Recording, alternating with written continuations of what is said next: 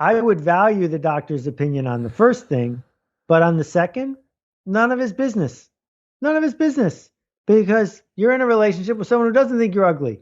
The fact that the doctor thinks you're ugly is irrelevant. So the key here is that all criticism is not the same.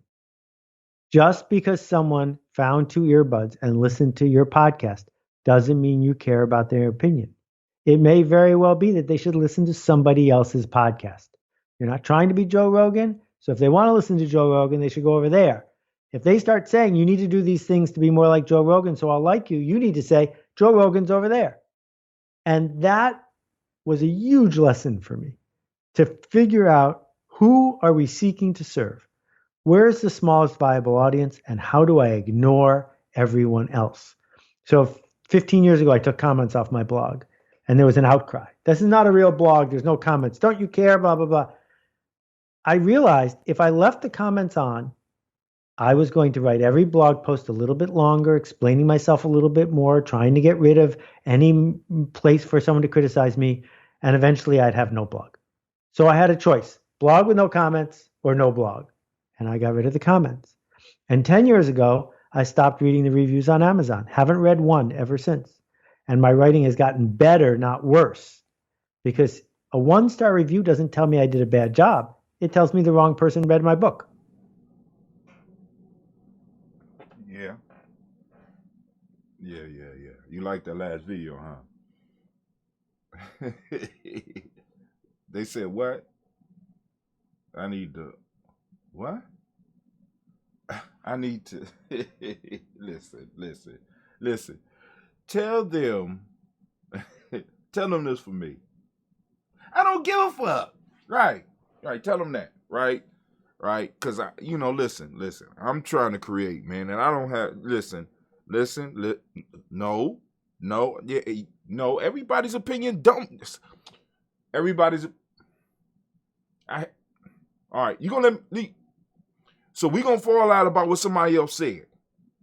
Right? Is that what you're saying? Well, fuck you too. Let me do this video. Oh, shit. How long y'all been there? Okay, all right, let me, on to the video. Let's get this adventure started.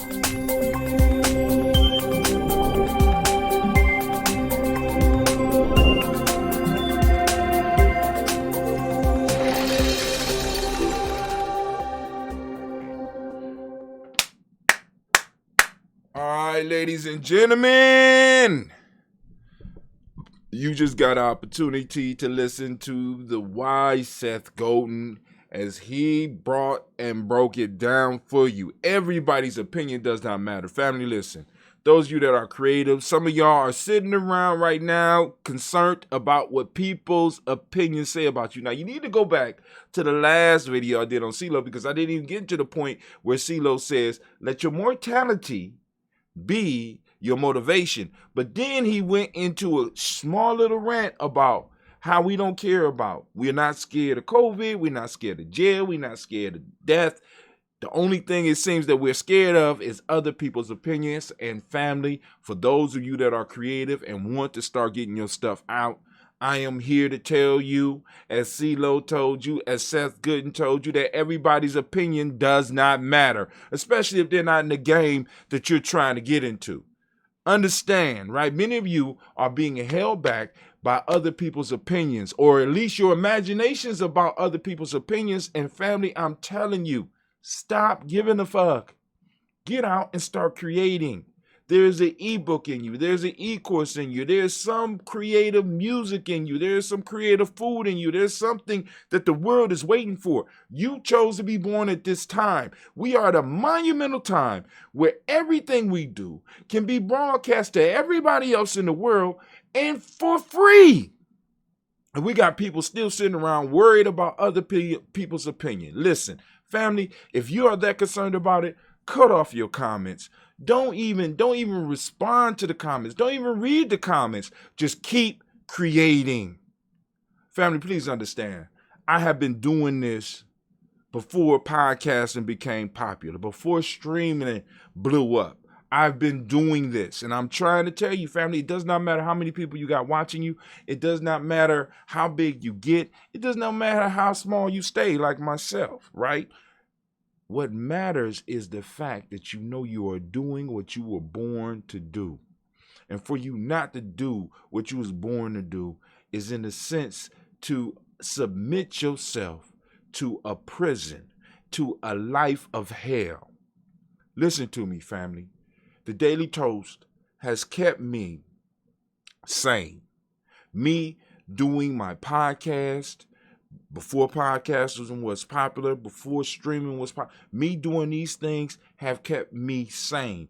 People ask me, Brother Hatim, what is your daily activities? Because sometimes I see you doing your yoga, I see you doing your meditations, you got the Ashe breath, you got the 21-day Nguza Saba challenge, you got all this stuff. But what is your daily routine? My daily routine is getting up and greeting my family on the Daily Toast, regardless of what comments come, regardless of what people have to say, regardless of what trolls may get on. It makes absolutely no difference to me, because I'm not doing it for them.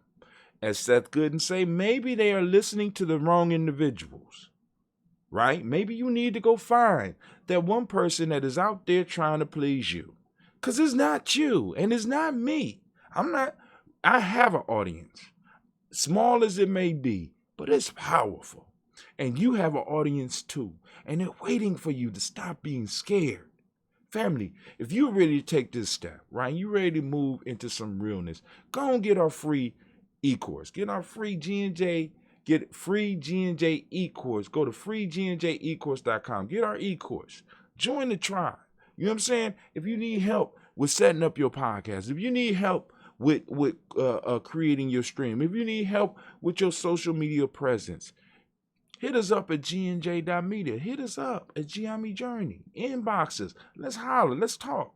We can help you do what it is that you want to do. Because, family, I realized a long time ago that I'm not podcasting for anybody else out here but my audience.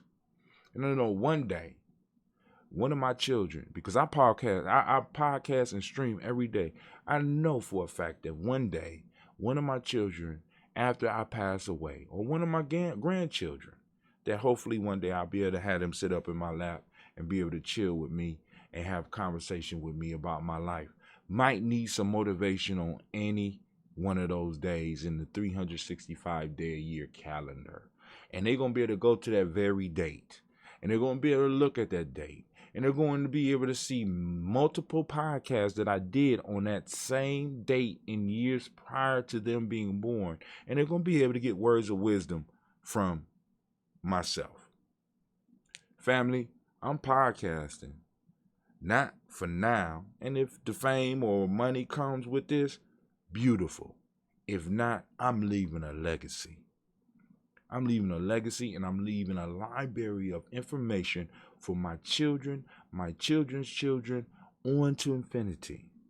Whether they are directly linked to me by blood or they related to me by spirit, if they are in my tribe. And you should have the same attitude, because haters gonna hate, and let them hate.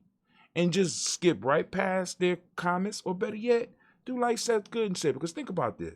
What's even deeper about this is that he said by not looking at other people's comments on his shit, he learned to write better. Which means that his journey was an internal journey.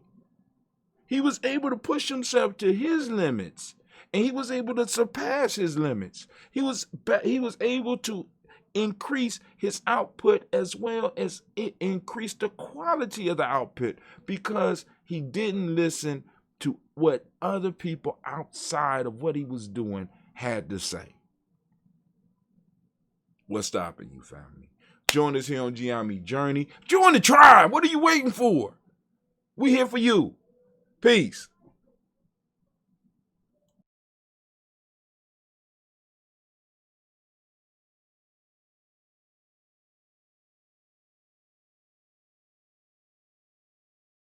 Watch the next video. Watch the next video. Watch the next video. No, I'm just joking, family. Family, thank you for joining us. Be sure to catch us on the next video, family. Peace. Watch the next video. Watch.